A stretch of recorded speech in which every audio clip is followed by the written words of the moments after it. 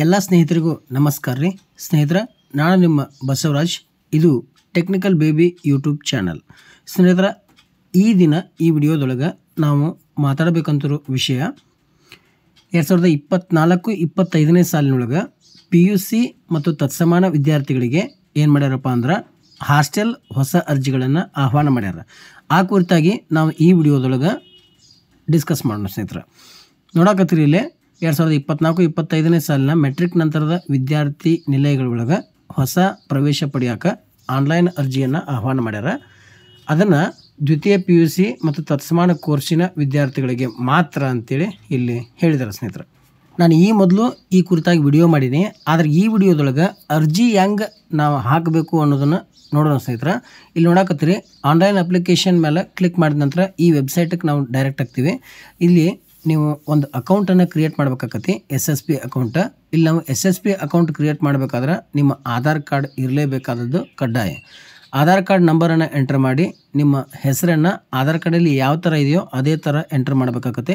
ಆಮೇಲೆ ಕೆಳಗಡೆ ನಿಮ್ಮ ಜೆಂಡರನ್ನು ಸೆಲೆಕ್ಟ್ ಮಾಡಿ ಕ್ಯಾಪ್ಚಾವನ್ನು ಎಂಟರ್ ಮಾಡಿ ಇಲ್ಲಿ ಒಂದು ಟಿಕ್ ಮಾರ್ಕ್ ಕಾಣಿಸ್ತದೆ. ಆ ಟಿಕ್ ಮಾರ್ಕ್ಕೆ ನಾವು ಅಕ್ಸೆಪ್ಟ್ ಮಾಡ್ಕೋಬೇಕಾಗತ್ತೆ.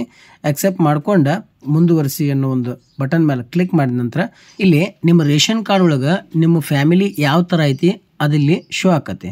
ನಿಮ್ಮ ಜೊತೆ ಅವ್ರು ಯಾರ್ಯಾರು ಅದಾರಲ್ಲ ಅವರೆಲ್ಲ ರಿಲೇಷನ್ಶಿಪ್ ನಿಮ್ಗೆ ಯಾವ ಥರ ಐತಿ ಅನ್ನೋದನ್ನು ನೀವು ಸೆಲೆಕ್ಟ್ ಮಾಡ್ಕೊಂಡು ಅಲ್ಲಿಂದ ನೀವು ಮುಂದುವರಿಸಿ ಅನ್ನೋ ಬಟನ್ ಮೇಲೆ ಕ್ಲಿಕ್ ಮಾಡ್ಕೋಬೇಕು. ಇಲ್ಲಾಂದ್ರೆ ಬಾಜು ಒಂದು ಪುನರ್ಸ್ಥಾಪಿಸುವಂತೇಳಿ ಒಂದು ಆಪ್ಷನ್ ಕಾಣಕತ್ತೈತಿ. ಇಲ್ಲಿ ಏನಾದರೂ ತಪ್ಪು ಕಂಡು ಬಂದಿತ್ತಪ್ಪ ಅಂದ್ರೆ ಮತ್ತೊಳ್ಳೆ ನೀವು ವಾಪಸ್ ಹಿಂದಕ್ಕೆ ಹೋಗಿ ಮತ್ತೊಳ್ಳೆ ಅದನ್ನ ಎಂಟ್ರಿ ಮಾಡ್ಕೊಂಡು ಇದೇ ಪೇಜ್ಗೆ ಬರ್ಬೋದು.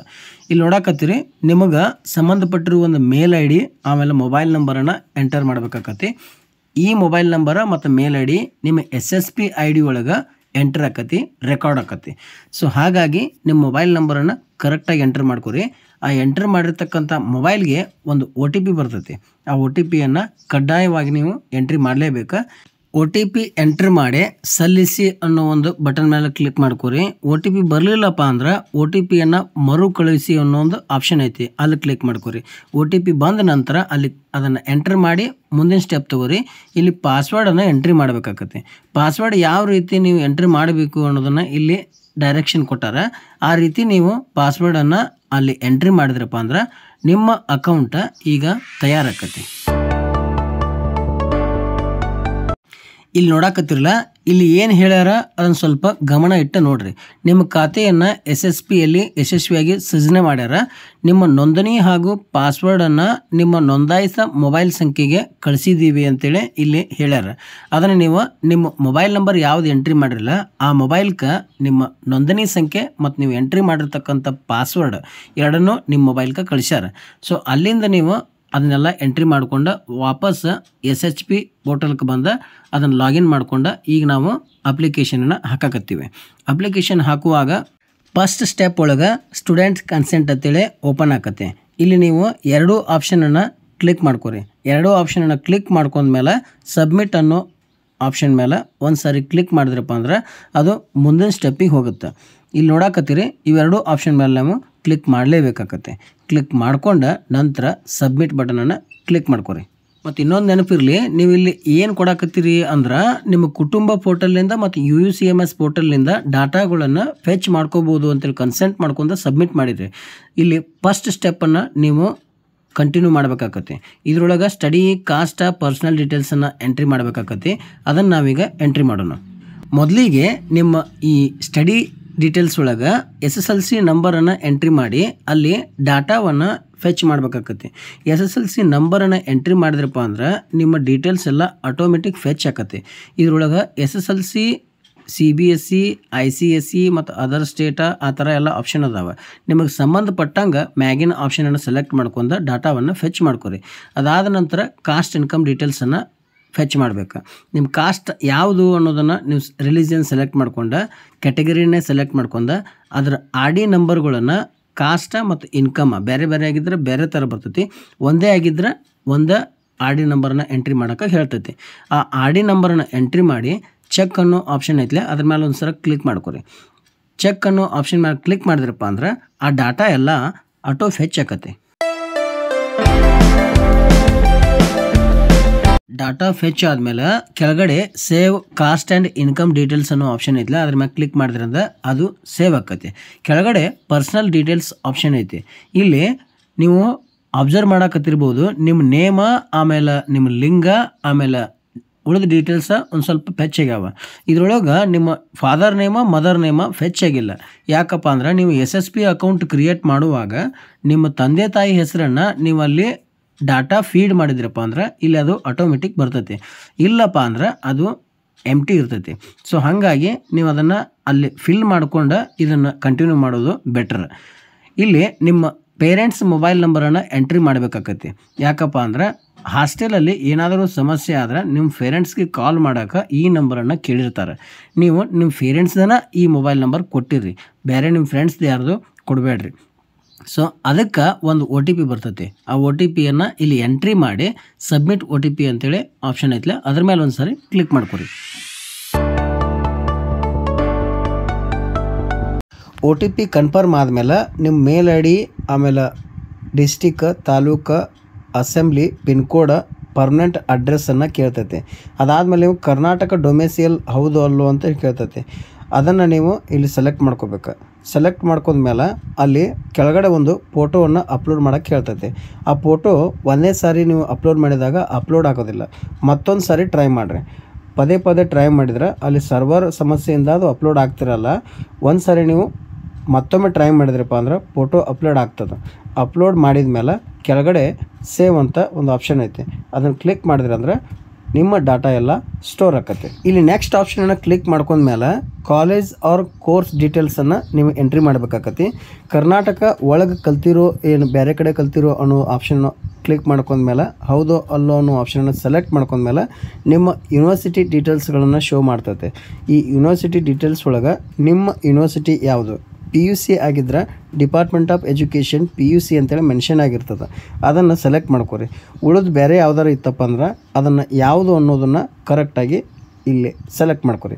ಇಲ್ಲಿ ಕೆಳಗೆ PG ಆರ್ UG, ಆಮೇಲೆ university or board registration number ಅಂತೇಳಿ ಶೋ ಆಗಕತ್ತೈತೆ. ಇದ್ರೊಳಗೆ ನಿಮಗೆ ಯಾವ್ದು ಸೂಟೇಬಲ್ ಆಕತಿ ಅದನ್ನು ಕರೆಕ್ಟಾಗಿ ಸೆಲೆಕ್ಟ್ ಮಾಡ್ಕೊಂಡ ಅದಾದ ನಂತರ ಕೆಳಗಡೆ ನಿಮ್ಮ college district, college taluk, select your college ಅಂತೇಳಿ ಕೇಳ್ತೈತೆ. ನಿಮ್ಮ ಕಾಲೇಜ್ ಯಾವುದು ಅನ್ನೋದನ್ನು ಕರೆಕ್ಟಾಗಿ ಇಲ್ಲಿ ಸೆಲೆಕ್ಟ್ ಮಾಡ್ಕೊರಿ. ಇಲ್ಲಿ ನೀವು ಕಾಲೇಜನ್ನು ಸೆಲೆಕ್ಟ್ ಮಾಡುವಾಗ ನಿಮ್ಮ ಫೀ ರಿಸಿಪ್ಟ್ ಇರ್ತೈತಲ್ಲ, ಅದ್ರಾಗ ಅದ್ರ ಕಾಲೇಜ್ ಕೋಡ್ ಇರ್ತೈತಿ.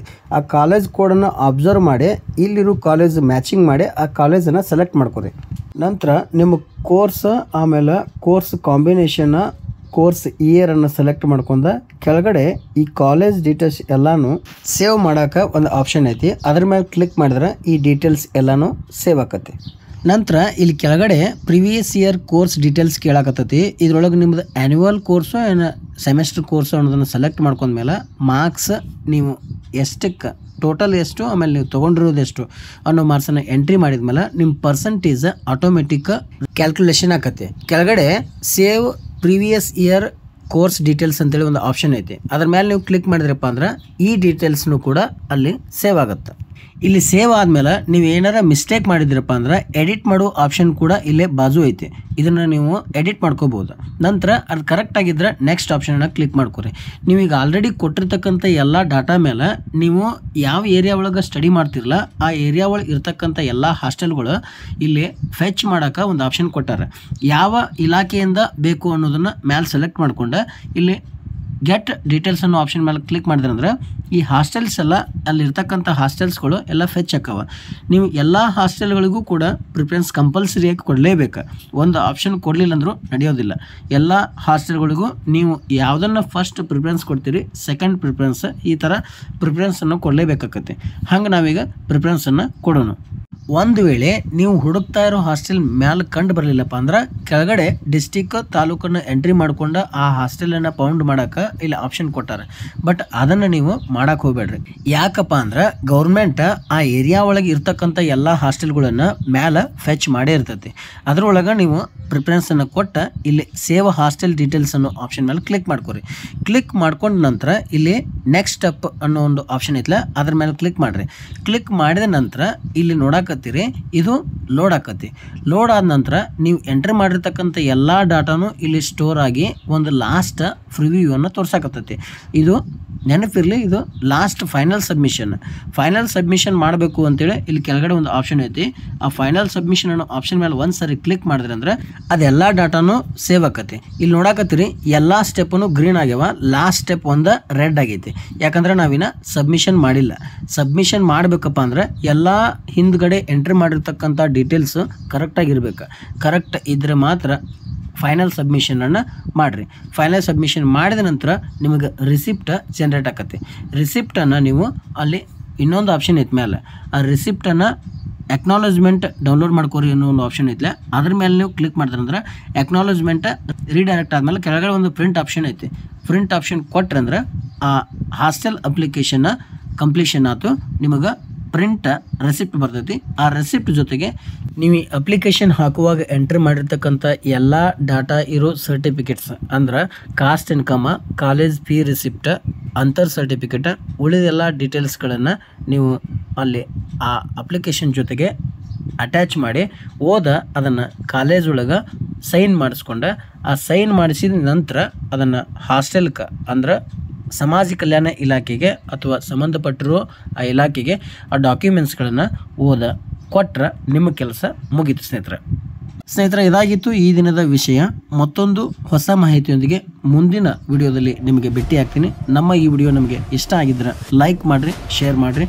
ನಮಸ್ಕಾರ, ಬಾಯ್ ಸ್ನೇಹಿತರೆ.